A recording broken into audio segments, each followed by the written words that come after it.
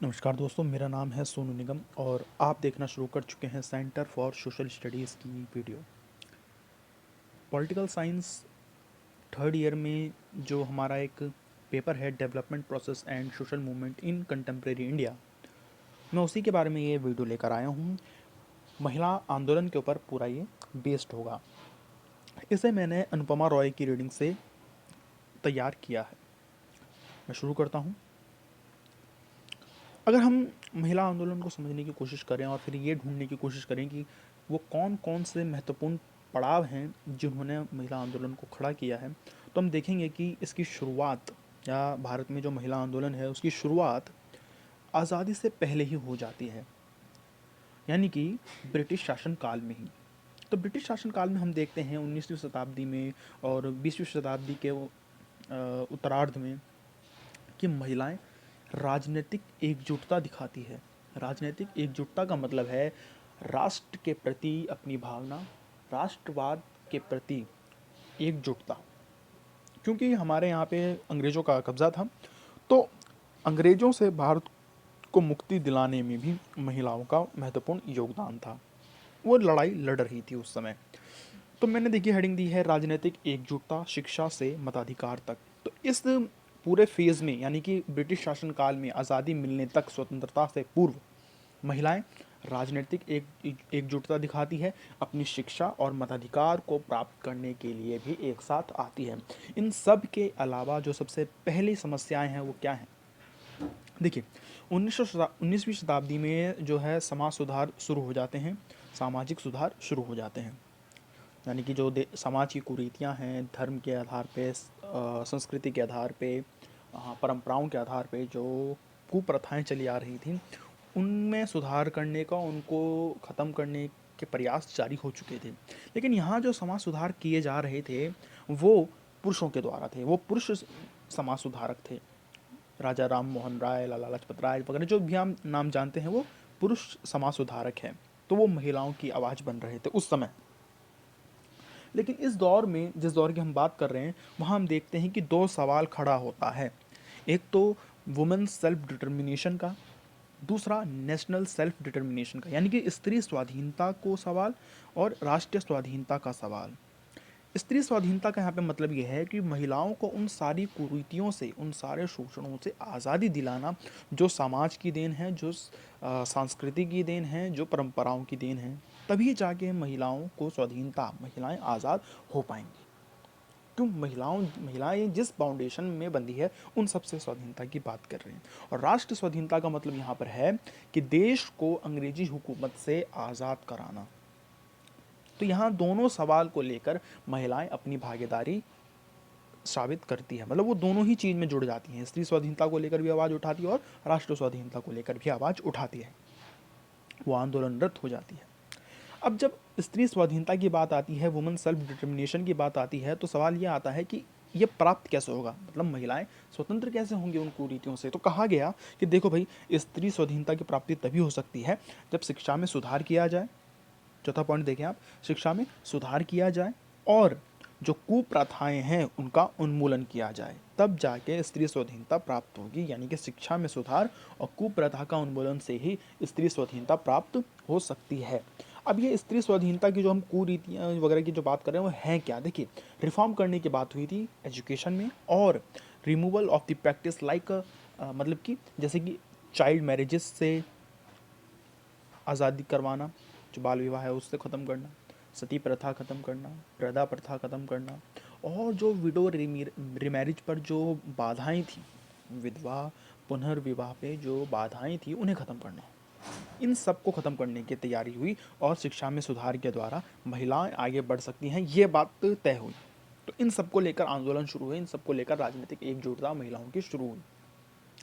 दूसरी तरफ राष्ट्र स्वाधीनता को प्राप्त करने के लिए वे गांधी के सत्याग्रही के रूप में उनसे जुड़ने लगी, यानी वो गांधी के सत्याग्रह आंदोलन जो था उनके साथ वो जुड़ी। अच्छा, उनकी भूमिका क्या थी? उनकी भूमिका दरअसल ये थी, जो सत्याग्रही लोग होते थे, एक तो वो खुद सत्याग्रही थी, या फिर मान लीजिए कोई पुरुष सत्याग्रही है और वो पुलिस से चोटिल हो गया, पुलिस के साथ मुठभेड़ में वो घायल हुआ, तो नर्स के रूप में वो जो पुलिस से चोटिल लोग होते थे उनको नर्स के रूप में उनका देखभाल करना, उनका इलाज करना, ये उनका रोल होता था।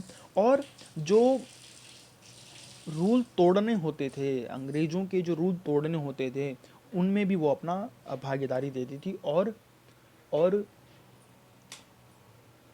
जेल जेल भरने का आंदोलन करती थी। तो ये सब उस समय पूरा हो रहा था। तो आप देखते हैं कि किस तरह से स्त्री स्वाधीनता को लेकर बात चल रही है, किस तरह से वो भूमिका निभा रही है राष्ट्रीय स्वाधीनता में भी। अब उसके बाद राजनीतिक अधिकार को लेकर, पर्सनल लॉ में सुधार को लेकर भी एकजुटता उस समय दिखाई देती है।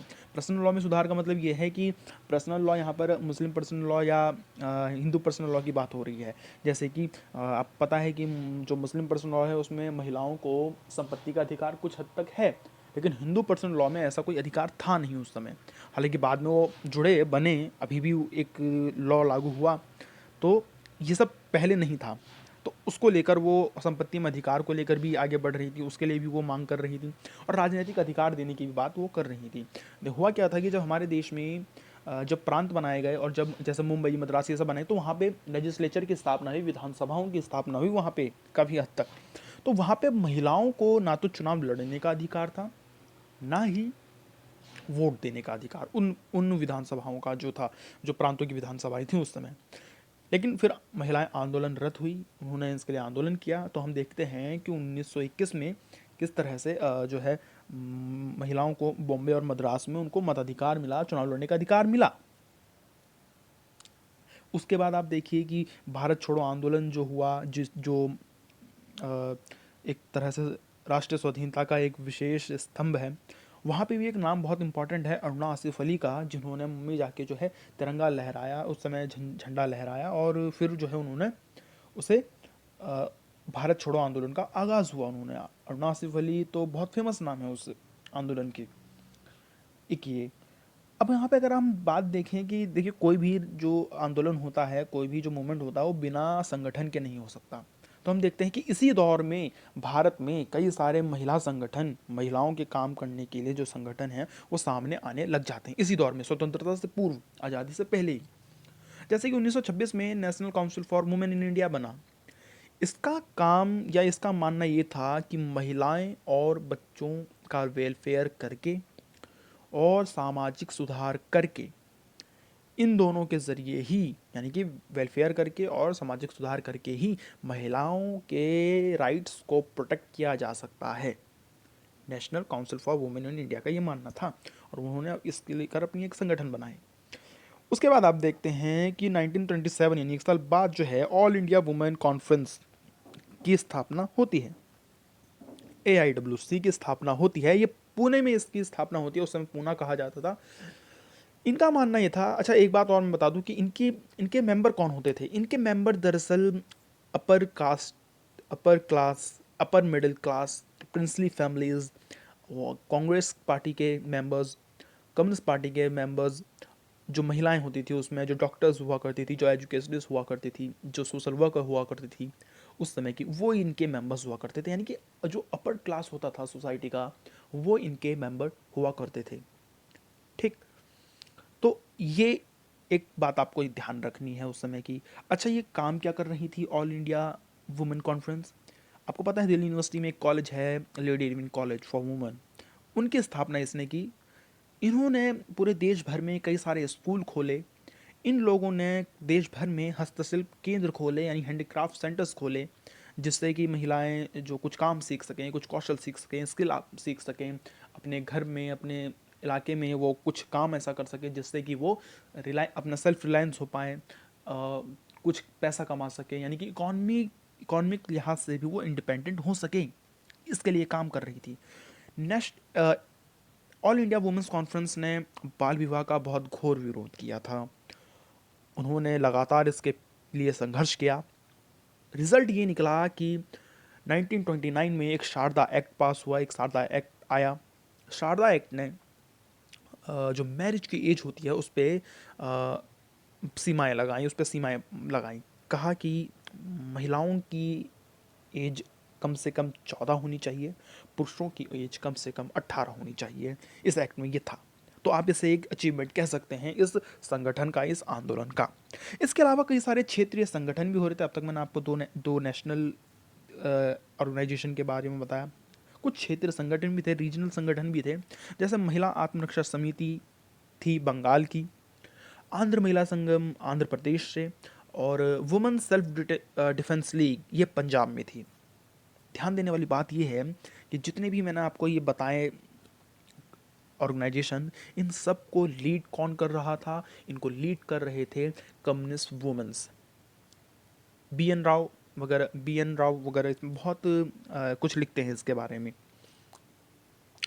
हालांकि आप देखेंगे कि महिलाएं ज़्यादातर अहिंसक ही थीं, लेकिन कई महिलाएं आंदोलन ऐसे भी हुए, कई महिलाएं आंदोलनकारियां ऐसी भी थी जिन्होंने सशस्त्र विद्रोह किया था, जिन्होंने हथियारों का इस्तेमाल किया, बम विस्फोट किया। कुछ नाम अगर उसमें मैं महत्वपूर्ण गिनाऊं तो वो कल्पना दत्त, प्रीति लता, बीना दास, सुनीति घोष हैं। और अगर मैं आपको और भी कुछ इसमें ऐड करके बता दूं तो निजाम के खिलाफ जो आज़ादी के समय का जो एक संघर्ष है, निज़ाम के खिलाफ का जो संघर्ष है, उसमें आप देखेंगे जब निज़ाम ने अपने रज़ाकार भेजे और गांव वालों पे और उस पूरे लोगों पे जो अटैक करवाया, तो फिर महिलाएं ही उनके सामने खड़ी हुई, महिलाओं ने ही उसका घोर विरोध किया। तो तेलंगाना संघर्ष में भी महिलाओं की जो भूमिका है, यानी कि निज़ाम के खिलाफ जो भूमिका है, वो महिलाओं की बहुत महत्वपूर्ण है। तेभागा संघर्ष जो हुआ उसमें भी आप जानते हैं, जो नॉर्थ बंगाल और बिहार के कुछ इलाकों में जो तेभागा संघर्ष हुआ था, उसमें भी महिलाओं की भूमिका ध्यान देने वाली है। ये सारी चीज़ें जो है ये पहले फेज़ में, स्वतंत्रता से पहले का जो समय है, वहाँ हम देख रहे हैं कि महिलाएं जो आंदोलनरत हुई, उनका जो मेन फोकस था वो शिक्षा के ऊपर, वो राजनीतिक फोकस था, वो समाज सुधार को लेकर फोकस था, वो पॉलिटिकल था, वो नेशनल सेल्फ डिटर्मिनेशन को लेकर था, वो वुमेन सेल्फ डिटर्मिनेशन को लेकर था, वो एजुकेशन को लेकर था, वो मताधिकार की डिमांड को लेकर था। तो आप देख सकते हैं कि कितनी सारी वैरायटी है उस समय भी महिलाओं के आंदोलन की। तो ये पहला फेज़। अब मैं आपको बताता हूँ इसका दूसरा फेज़। मैंने इसमें कोई हार्ड लाइन नहीं बांटी है, मैंने आज़ादी से लेकर आपातकाल का समय दिया है दूसरे फेज़ में। ये अनुपमा रॉय ने ये जो है अंतर बताया है। इसमें कोई डेट नहीं दी हुई है, लेकिन आज़ादी से लेकर आपातकाल के समय का एक फेज़ है। Smelting nationalist concession railing around the development, यानी कि राष्ट्रवाद को ध्वस्त करते हुए विकास के सवाल के इर्द गिर्द आंदोलन। राष्ट्रवाद को ध्वस्त करने का मतलब मेरा वो नहीं है जो आप समझ रहे हैं। मेरा मतलब कहने का मतलब ये है कि अब राष्ट्रवाद का जो मुद्दा है, जो आज़ादी के बाद जो महिला आंदोलन उभर कर सामने आए, उनके लिए राष्ट्रवाद का मुद्दा या जो आज़ादी को लेकर जो उनकी भूमिका थी वो अब पीछे छूट चुकी थी, क्योंकि आज़ादी मिल चुकी थी। तो राष्ट्रवाद की भावना अब नहीं रही थी महिलाओं की में उस तरह से, बल्कि अब वो जो आंदोलन कर रही थी वो विकास के सवाल को लेकर था।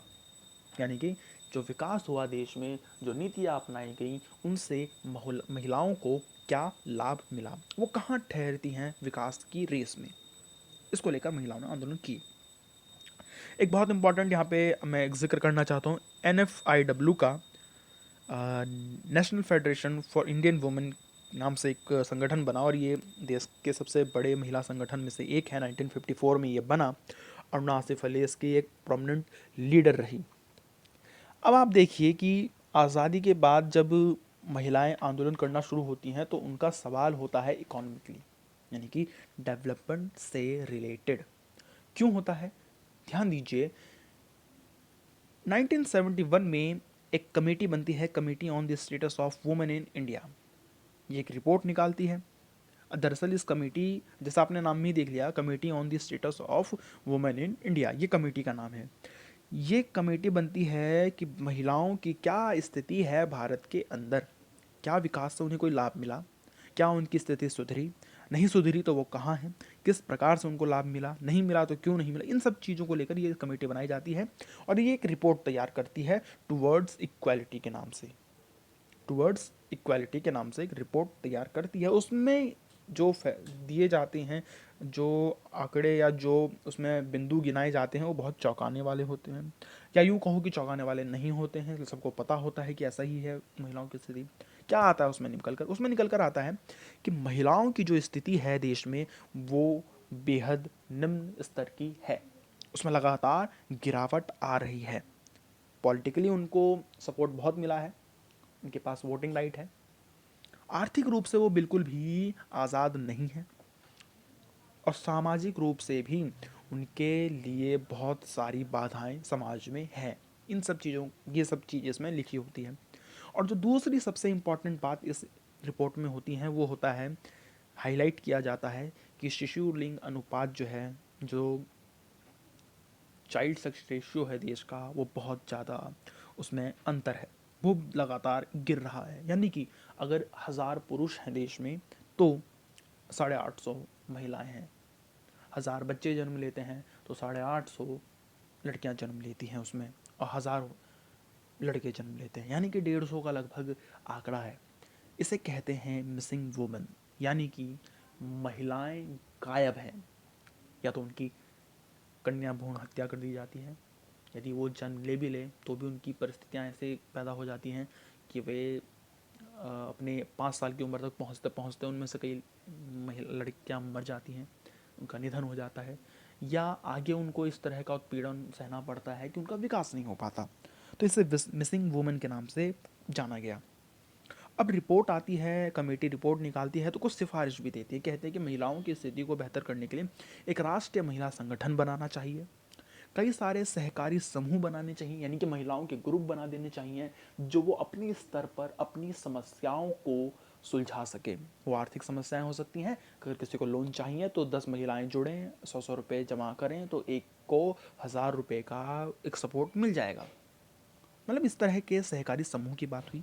और पंचवर्षीय योजनाओं में महिलाओं के ऊपर विशेष ध्यान देने की बात कही। हालांकि ऐसा हो रहा था, जैसे कि पहली पंचवर्षीय योजनाओं पे महिला कल्याण के ऊपर बल दिया गया था, दूसरी पंचवर्षीय योजना में परिवार नियोजन पे बल दिया गया था, तीसरी चौथी जो पंचवर्षीय योजना थी उसमें महिला शिक्षा को लेकर बल दिया गया। और आपको जैसा आपको पता है कि 1992 में फिर राष्ट्रीय महिला आयोग की भी स्थापना हुई। मतलब ये सब हुआ, ठीक है।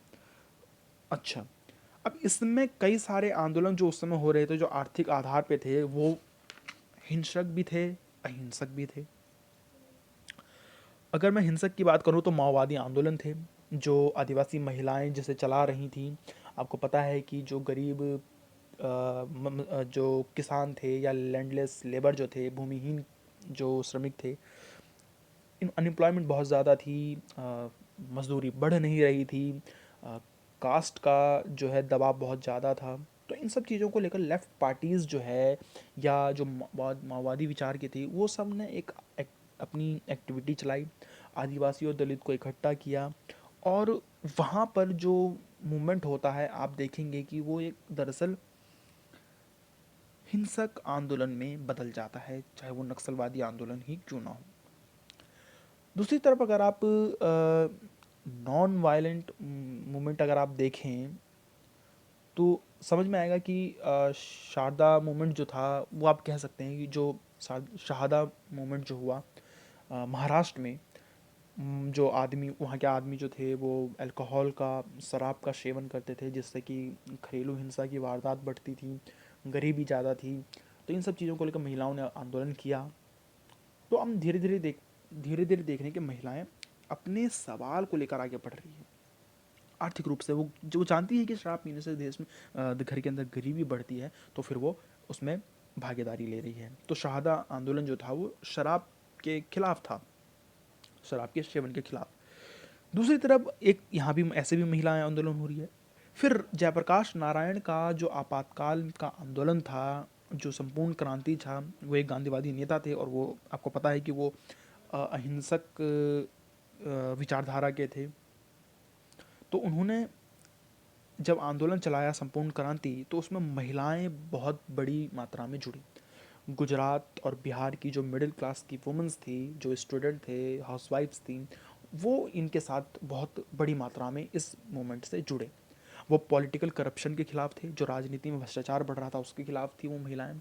वो लगातार जो फूड और फ्यूल का, यानी कि खाने पीने के सामान का, और जो पेट्रोलियम है, जो इस्पात है, या जो जो जिससे देश की इकोनॉमी चल रही है, उसके लगातार बढ़ती कीमतों के खिलाफ भी, इन्फ्लेशन के खिलाफ भी स्फेतकारी मतलब इन्फ्लेशन, जब फूड के लगातार प्राइसेस बढ़ने लग जाते हैं, तेल के, आलू के, प्याज के, टमाटर के, तो उसे हम कहते हैं कि मुद्रास्फीति हो गई, स्फीतिकारी चल गया, या इन्फ्लेशन आ गया। तो इन सब के खिलाफ भी महिलाएं एक्टिव रोल निभा रही थी, वो मूवमेंट से जुड़ रही थी। तो आप ध्यान देखिए कि किस तरह से वो विकास और इकोनॉमिकली एक दूसरे के साथ आ रही हैं, इकोनॉमिक सवाल के ऊपर हाथ खड़ा कर रही हैं। फिर जब आपातकाल में राजनीतिक कार्यकर्ताओं को जेल भेजा गया, तो हमें पता है कि उसमें फिर महिलाएं भी उसमें काफ़ी जेल में गई और उन्होंने उसका विरोध किया। इस समय कई सारे आंदोलन जो हैं चल रहे होते हैं, जिसमें महिलाओं के आंदोलन महिलाएं बहुत बड़ी मात्रा में जुड़ती हैं। सेल्फ एम्प्लॉयड वुमेन एसोसिएशन की स्थापना होती है 1972 में। सेल्फ एम्प्लॉयड वुमेन्स एसोसिएशन, देखिए कह रहे हैं कि महिलाएं जो हैं अपना काम करेंगी। और ऐसा होता है, जो जो महिलाएं होती हैं बिहार की, वो जो किसानी कर रही होती हैं, जो किसान का काम कर रही होती हैं अपनी ही खेती में, वो इनसे जुड़ती हैं, उनके सवाल को लेकर एक्टिवली वो आगे बढ़ते हैं। चिपको मूवमेंट जो इस समय हुआ था, आपको पता है, जो पेड़ काटने को लेकर था, उसमें महिलाएं ने बहुत बड़ी भागीदारी निभाई। तो इस समय आप देखिए चिपको मूवमेंट क्या था कि वहाँ पे गांव वालों को पेड़ काटने से रोक दिया गया, लेकिन एक कंपनी को खेल सामग्री बनाने के लिए, बैट बनाने के लिए, हॉकी बनाने के लिए पेड़ काटने की आज़ादी वहाँ दे दी गई। तो वहाँ पे लोगों को ये लगा कि ये किस तरह का विकास है, जिसमें एक कंपनी को तो आज़ादी मिल रही है पेड़ काटने की, लेकिन हमारा जो जीवन उस पेड़ के ऊपर निर्भर करता है, या हम जो वहाँ से खाना पकाने के लिए अपने लिए लकड़ी लेकर आते हैं वो हमें काटने के लिए नहीं दिया जा रहा है। ये कैसा विकास है? इस विकास के सवाल को लेकर महिलाएं आगे बढ़ती हैं, और आपको पता है कि उस पेड़ को काटने से बचने के लिए फिर वो उनके आगे पीछे अपने को घेर लेती है। तो आज़ादी के बाद से लेकर आपातकाल का जो समय है, वो विकास के इर्द गिर्द कहीं ना कहीं घूमता है। वो इन्फ्लेशन के इर्द गिर्द घूमता है, वो महिलाओं की स्थिति के इर्द गिर्द घूमता है, और वो अहिंसक हिंसक दोनों होता है। ये है आपका दूसरा फेज। तीसरे फेज में हम देखते हैं कि किस तरह से, यानी आपातकाल के बाद का जो समय है, उसमें हम देखते हैं कि किस तरह से एक नए महिला आंदोलन का उदय होता है, नव महिला आंदोलन का उदय। और ये जो नए महिला आंदोलन उभर कर सामने आते हैं, उन आंदोलनों में स्वायत्तता, ऑटोनॉमी की झलक दिखाई देती है। अब इसको समझाने से पहले मैं आपको कुछ और भी बताना चाहूँगा। जैसे कि आप देखिए कि जब आपातकाल लागू हुआ, तो उसमें क्या हुआ कि कई सारी आंदोलनकारियों को, विपक्ष के नेताओं को, एक्टिविस्ट को, कार्टूनिस्ट को, पत्रकारों को जेल में डाला गया, और लोगों के मौलिक अधिकार को निरस्त कर दिया गया, डाइल्यूट किया गया। तो आप देखेंगे कि जब आपातकाल ख़त्म हुआ, तो हाई कोर्ट, सुप्रीम कोर्ट्स, यहाँ तक कि लोग, एक्टिविस्ट, थिंकर्स, राइटर्स, जर्नलिस्ट, ये सब अधिकारों के प्रति बहुत जागरूक हो गए। और इसी के बाद हमारे देश में सिविल राइट मूवमेंट शुरू हुआ। उस सिविल राइट मूवमेंट में भी महिलाओं की भागीदारी बहुत ज़्यादा थी। यहाँ मैं ये कहना चाहता हूँ कि इमरजेंसी के बाद की जो महिला आंदोलन ज़्यादातर उभर कर आए, वो वो सेंटर्ड थे महिलाओं के सवालों, महिलाओं के मुद्दों को लेकर। यानी कि उनका जो उद्देश्य था, उनकी जो डिमांड थी, वो केवल और केवल महिलाओं को केंद्र में रखकर थी। वो केवल और केवल महिलाओं के सवालों को लेकर थी। मतलब ये है, देखिए पहले महिलाएं जुड़ी राष्ट्रीय आंदोलन में आज़ादी से पहले, तो वो अपने लिए, अपने सवाल के लिए नहीं, वो राष्ट्रीय आंदोलन में गांधी के आंदोलन के साथ जुड़ी। फिर जब आपातकाल, आज़ादी से लेकर आपातकाल का समय है, तो उसमें वो जेपी के साथ जुड़ रही हैं। उसमें वो जेपी के साथ जुड़ रही हैं, उसमें वो इन्फ्लेशन के खिलाफ इकट्ठा हो रही है, उसमें वो अपने किसी और पार्टी, किसी और संगठन जो उनके लिए आवाज़ उठा रहा है, उनके साथ वो जुड़ रही हैं। लेकिन इस फेज़ में, आपातकाल के बाद वाला जो फेज़ है, जो चरण है, उसमें महिलाएं, ऐसे संगठन उभर कर सामने आते हैं, ऐसे आंदोलन सामने आते हैं, जिसमें वो आंदोलन, वो संगठन केवल और केवल महिलाओं के लिए बनाए जाते हैं।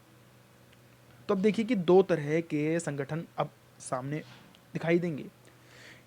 एक है स्वायत्त महिला संगठन, और दूसरा है पर संबंध महिला समूह। अब इसको मैं इंग्लिश में थोड़ा बताता हूँ। स्वायत्त महिला संगठन का मतलब है यहाँ पे ऑटोनोमस वुमेन्स ऑर्गेनाइजेशन, जो स्वायत्त हैं, जो सबसे मुक्त हैं, जो अपने लिए बनाई गई है, महिलाओं ने अपने लिए बनाई है। और पर संबंध महिला समूह का मतलब है एफिलेटेड वुमेन्स ग्रुप।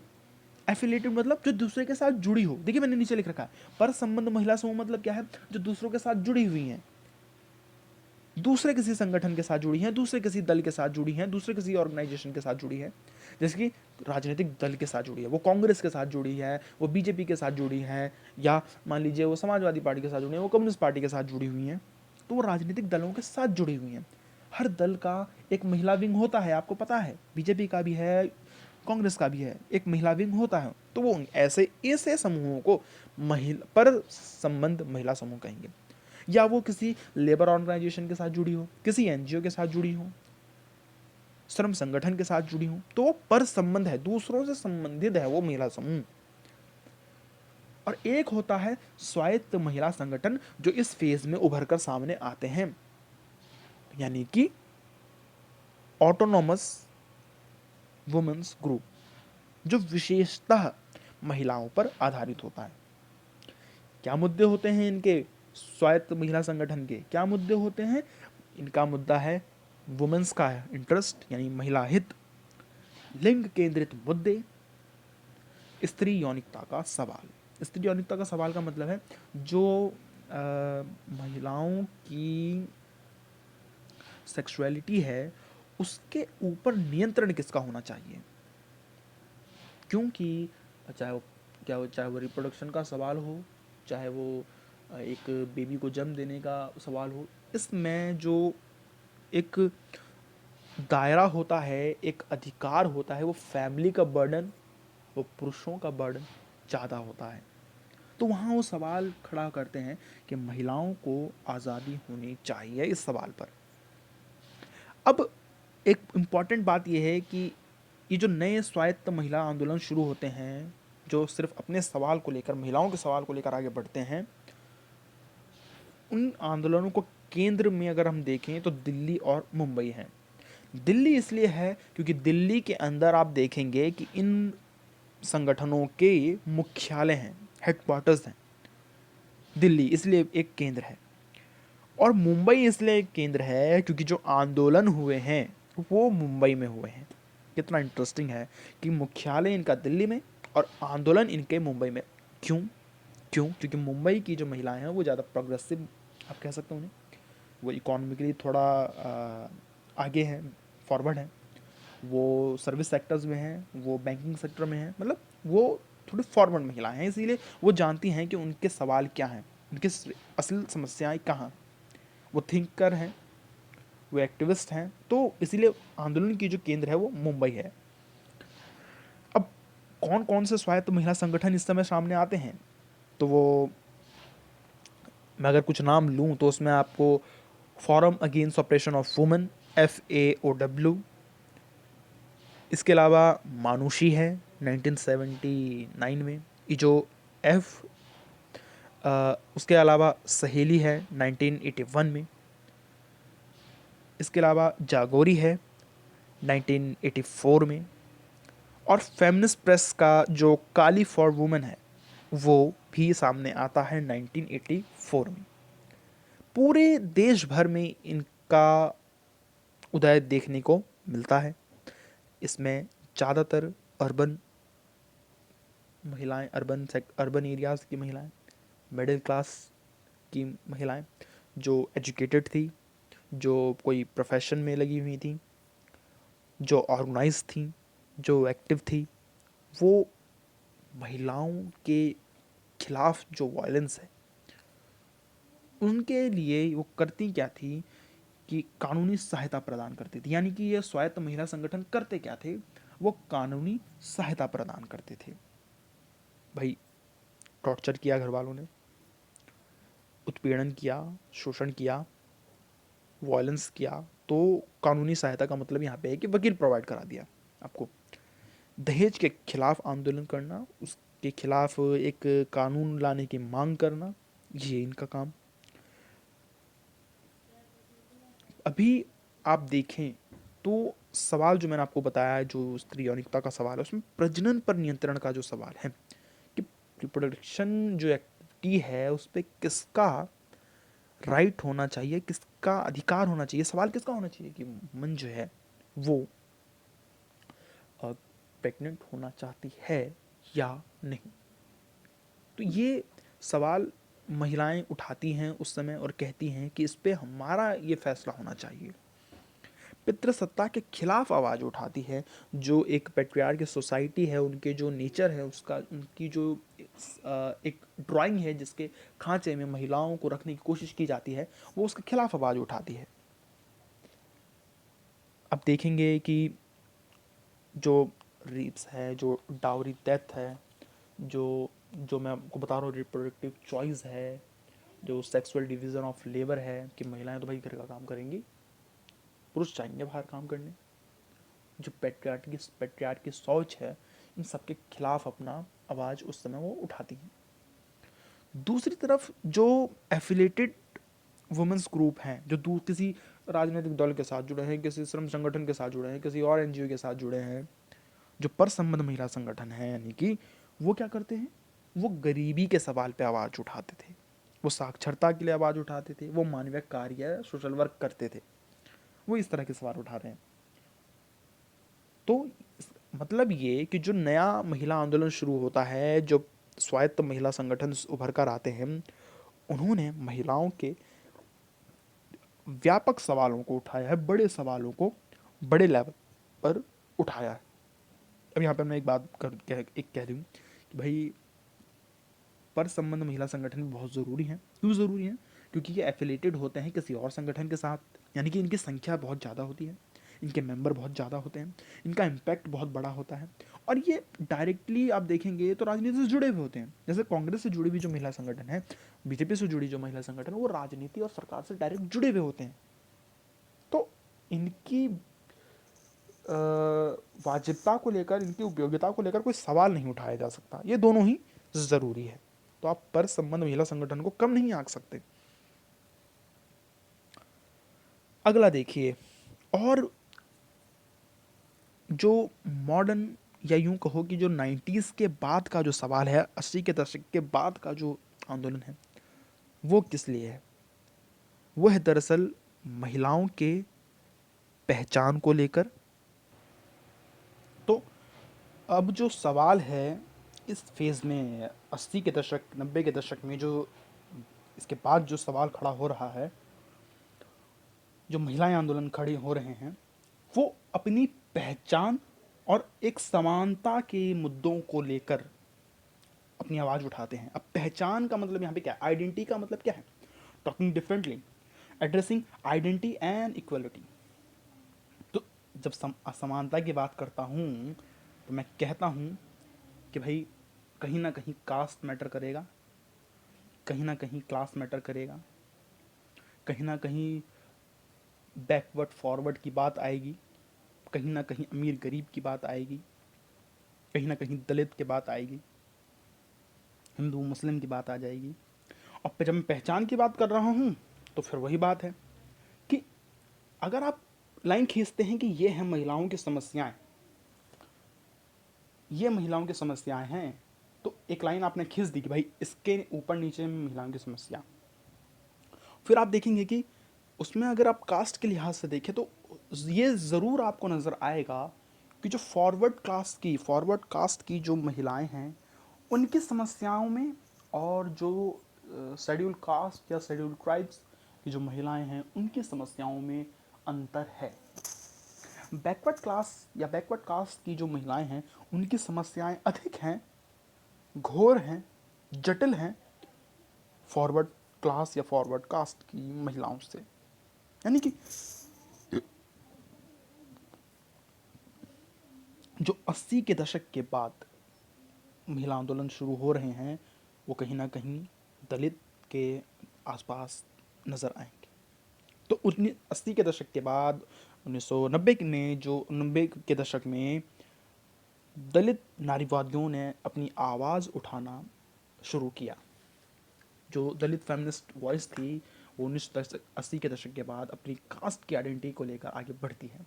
अच्छा, ऐसा क्यों होता है? ऐसा इसलिए होता है, भाई देखिए, कि ये होती है आज़ादी के बाद इनकी, ये आप कह सकते हैं कि दूसरी जनरेशन है। मतलब मतलब ये कि आज़ादी मिलती है, राइट्स मिलते हैं, इक्वालिटी का राइट मिलता है, रिजर्वेशन काफ़ी हद तक मिलता है। तो उनसे कुछ एजुकेशनिस्ट या कुछ एजुकेशन में जब इनको लाभ मिल रहा होता है, तो जाहिर सी बात है जब दूसरी पीढ़ी इनकी आएगी आज़ादी के बाद की, तो वो बेहतर होंगी, या वो ज़्यादा पढ़ी लिखी या समझदार या इंटेलेक्चुअल होंगी। क्योंकि इसके बाद ही आप देखते हैं कि दलित राइटर्स, दलित नॉवलिस्ट, दलित पोएट्स, पत्रकार, लेखक, ये सब उभर कर सामने आते हैं। तो इनको अपनी पहचान को लेकर, अपनी समस्याओं को लेकर आवाज़ उठाने में जो एक मानसिक या एक बौद्धिक शक्ति चाहिए वो इनके पास होती है। तो इसीलिए आप देखेंगे कि 80 और 90 के दशक में जो 80 के दशक के बाद या 90 के दशक के बाद जो है दलित नारीवादी के आवाज़ या आंदोलन उठकर सामने आते हैं। जो युवा दलित नारीवादी होती हैं उस समय आप देखेंगे कि इन लोगों ने 90 के दशक के मध्य में, यानी कि 92 से 95 के बीच में जो है यंग दलित फेमिनिस्ट ने मुंबई में महिला संसद की स्थापना की। ये दलित महिलाओं का आंदोलन था। आप देखेंगे कि इसके बाद आप देखें कि जो संवादिनी थी वो आती हैं 1990s में। संवादिनी का ये लोग, मतलब संवादिनी का मतलब यहाँ पे है एक दलित स्त्री साहित्य मंच, संवादिनी। तो दलित महिलाएं जो थी उस समय, जो साहित्य में थी, उन्होंने अपना एक मंच तैयार किया और अपने रचनाओं के माध्यम से आंदोलन को पेश या आंदोलन को गति दी। अब यहाँ पे आप देखेंगे कि एक लिटरेसी मूवमेंट शुरू होता है 1990 के बाद। कई सारी जो दलित महिलाएं हैं वो national federation of Dalit women की स्थापना करती है 1996 में। ऑल इंडिया दलित वुमेन्स फोरम, उसके बाद आता है ऑल इंडिया दलित वुमेन्स फोरम 1996 में। तो दो आंदोलन यहाँ पे आप देखेंगे कि दो संगठन सामने आते हैं और वो दलित पे फोकस होते हैं, दलित महिलाओं के संगठन होते हैं। इसके अलावा एक बहुत जो बड़ा जिक्र यहाँ पे होना चाहिए, विकास वंचित दलित महिला परिषद। विकास वंचित दलित महिला परिषद ये चंद्रपुर में एक सभा करती हैं। चंद्रपुर में इनका एक प्रपोज़ल आता है कि जो 25 दिसंबर 1927 में, क्यों ये डेट इम्पॉर्टेंट क्यों है कि 25 दिसंबर 1927 में होता है कि बी आर अम्बेडकर मनुस्मृति को जला देते हैं। तो जब वो 25 दिसंबर को मनुस्मृति को जलाते हैं और मनुस्मृति का में जो महिलाओं के बारे में जो लिखी गई हैं, जो शेड्यूल्ड कास्ट के बारे में, ये यूँ कहूँ कि शूद्रों के बारे में जो लिखा गया है, उसको लेकर ये अपना विरोध जताती हैं। और हर साल 1996 के बाद से हर साल 25 दिसंबर को ये भारतीय स्त्री मुक्ति दिवस मनाने की ये घोषणा करती हैं। तो आप देखिए कि किस तरह से अपनी आइडेंटिटी को पॉलिटिसाइज किया जा रहा है, एक बड़े स्तर पर रखा जा रहा है, अपनी आवाज़ एक बड़े स्तर पर, कि भारतीय स्त्री मुक्ति दिवस मनाया जाएगा 25 दिसंबर को। क्यों? क्योंकि 25 दिसंबर 1927 में जो है बी आर अम्बेडकर जी ने मनुस्मृति को जलाया था। तो ये देखिए आइडेंटिटी पॉलिटिक्स हो रही है, एक आइडेंटिटी से जुड़ा हुआ एक महिला संगठन है। सिर्फ दलित में नहीं हो रहा था, क्रिश्चियन महिलाओं का संगठन भी आया, क्रिस्टी महिला संघर्ष नाम से, क्रिस्टी महिला संघर्ष संगठन के नाम से। ये जो क्रिश्चियन में जो दलित महिलाएं थी उनका था ये संगठन। इसके अलावा 1990 के दशक में जाति और लिंग को लेकर जो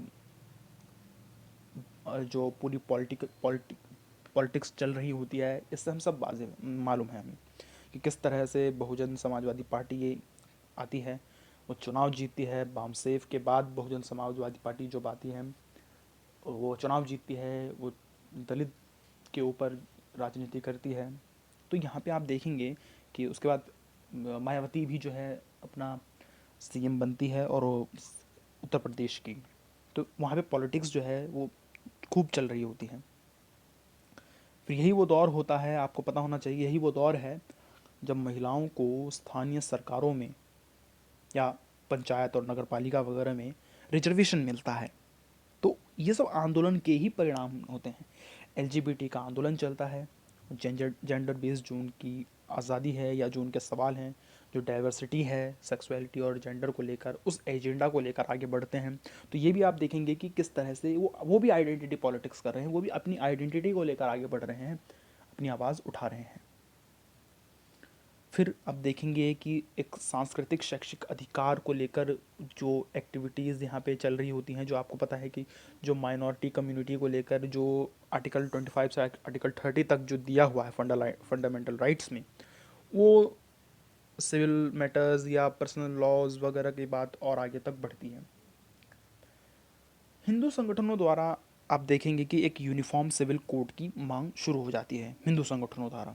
दरअसल यूनिफॉर्म सिविल कोड का मतलब है सभी धर्म के लिए एक यूनिफॉर्म सिविल एक सिविल कोड।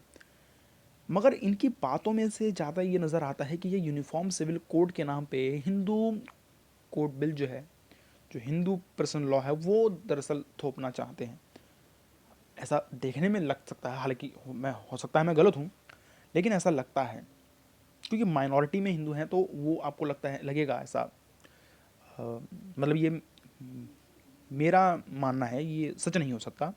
हालांकि अब यहाँ पे आप देखेंगे किस तरह से आइडेंटिटी पॉलिटिक्स आगे बढ़ रही है। क्या होता है कि एक तरफ शाहबानो का प्रकरण होता है, एक तरफ शाहबानो का केस है, जो जिन जो जिन उनसे उनसे जो उनके जो शौहर होते हैं वो डाइवोर्स ले लेते हैं।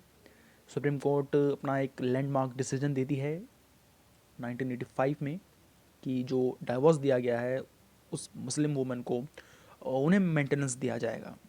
इसके खिलाफ आवाज़ उठती है पूरे देश भर में। कुछ जो पर्सनल लॉ के जो बोर्ड हैं, मुस्लिम पर्सनल लॉ बोर्ड जो हैं, वो कहते हैं कि ये हमारी शरीयत के ख़िलाफ़ है। सरकारें जो उस समय की सरकार राजीव गांधी होती है, उनका एक बहुत गलत डिसीज़न ये होता है कि वो सुप्रीम कोर्ट के उस फैसले को बदलते हैं या पलटते हैं, अध्यादेश के द्वारा उस पर रोक लगा देते हैं। तो वहाँ पे आप देखेंगे कि महिलाएं, जो हिंदू संगठन वो, और कुछ जो मुस्लिम महिलाएं हैं वो, और कुछ मुस्लिम पुरुष भी सरकार के खिलाफ होते हैं, उस आदेश के खिलाफ होते हैं, सरकार के अध्यादेश के खिलाफ होते हैं। और उनका मानना ये होता है कि सरकार जो है वो पार्शियलिटी कर रही है, या इम्पीचमेंट जो आप देखेंगे कि जिसे वो हिंदी में कहते हैं, मैं वो शब्द दरअसल भूल रहा हूँ, तो वो कहते हैं कि ये सरकार मुस्लिम तुष्टीकरण को बढ़ावा दे रही है। तो इस तरह से जो है एक मुस्लिम महिलाओं की आवाज़ को लेकर जो है एक आइडेंटिटी पॉलिटिक्स होती है। सब मुस्लिम, जब सारी के सारी ही महिलाओं के आंदोलन हैं, लेकिन उसमें आइडेंटिटी जुड़ आई। दलित दलित का आंदोलन कर रहे हैं दलित महिलाओं के लिए, हिंदू जो मुस्लिम महिलाएं हैं जो वो मुस्लिम उसके लिए कर रही हैं। इसी के साथ आप पैरेलल देखेंगे कि रूप कवर प्रकरण भी होता है। होता ही ये है कि राजस्थान में देवराला में जो एक सीकर नाम की जो जगह है राजस्थान के अंदर, उसके देवराला में 1987 में एक महिला को उसके पति की डेथ के बाद उसकी चिता पे जला दिया जाता है। यानी कि सती प्रथा को प्रैक्टिस किया जाता है उस गांव में, देवराला नाम के एक गांव में। फिर उसके बाद तो आपको पता है होना चाहिए कि भाई पता होना चाहिए कि आप वहाँ पे फिर पॉलिटिसाइज हो जाता है वो पूरा मामला, और आंदोलन शुरू हो जाते हैं। कई महिलाएं उभर कर सामने आती हैं उसमें, और कई विरोध प्रदर्शन होते हैं कि इस ज़माने में भी सती प्रथा को प्रैक्टिस किया जा रहा है। और बाद में उसका आपको ये भी पता होना चाहिए कि मंदिर बना दिया गया। मतलब अपराध को कितना सजाया गया, आप इससे समझ सकते हैं। तो वहाँ पे तो ये हिंदुओं के मैटर को लेकर वहाँ पे फिर हिंदुओं की महिला आंदोलन जो आगे बढ़ाती हैं, तो वहाँ पे फिर वो हिंदुओं का एक महिला आंदोलन शुरू हो जाता है। तो दरअसल इस फेज़ में आप देखेंगे कि एक आइडेंटिटी को लेकर आगे बढ़ा जा रहा होता है। तो इसके अलावा बहुत कुछ हो रहा होता है यहाँ पे। जो मेन है वो मैंने आपको यहाँ पे जिक्र करने का काम किया है। इसके अलावा आप देखेंगे कि जो तलाक वाला जो मैटर है, इकरारनामा है, या जो मुस्लिम पर्सनल लॉ बोर्ड है, जो निकाहनामा की बात हो रही होती है, जो डाइवोर्स की बात हो रही होती है, ट्रिपल तलाक की बात हो रही होती है, इसको लेकर भी बहुत जो है उस समय आंदोलन हो रहे होते हैं इसके पैरेलली। तो इस तरह से मैं कह सकता हूँ कि उस समय जो है बात 80 और 90 के दशक के बाद दरअसल आइडेंटिटी के सवाल को लेकर, इक्वालिटी के सवाल को लेकर आंदोलन होते हैं महिलाओं के अंदर, महिला वर्ग के अंदर। अब इससे पहले कि मैं आपको ये बताऊं कि अब तक क्या प्राप्त हुआ इन सारे आंदोलन से, उससे मैंने आपको एक स्क्रीनशॉट दिखाना चाहता हूँ। ये अखबार का है, जयपुर से भास्कर ने ये रिपोर्ट छापी कि इस समय भी, जब मैं आपको बता रहा हूँ, जब मैं आपको ये वीडियो दिखा रहा हूँ, इस समय भी किस तरह से कुछ सामाजिक प्रथाएं महिलाओं के विकास या महिलाओं को दबाने की कोशिश करें। देखिए हेडिंग, पति की मौत के बाद 6 महीने तक कोने में सिमट कर रहने की दर्दनाक प्रथा अब भी जिंदा। होता क्या है कि जब किसी के पति की मौत हो जाती है तो उसमें आप देखेंगे कि ये राजस्थान में ये प्रथा है कि महिलाओं को 6 महीने तक एक कमरे में बंद कर दिया जाता है, उसकी परछाई भी किसी और के ऊपर ना पड़े इस बात को लेकर। बस वो अपनी डेली नीड्स के लिए बाहर आती हैं, बाकी खाना पीना सब उनका अंदर। तो इस तरह की प्रथाएं अब भी देश के अंदर हैं। ये आप समझें कि क्यों इतनी ज़्यादा आंदोलन हमारे देश में महिलाओं को लेकर हुए।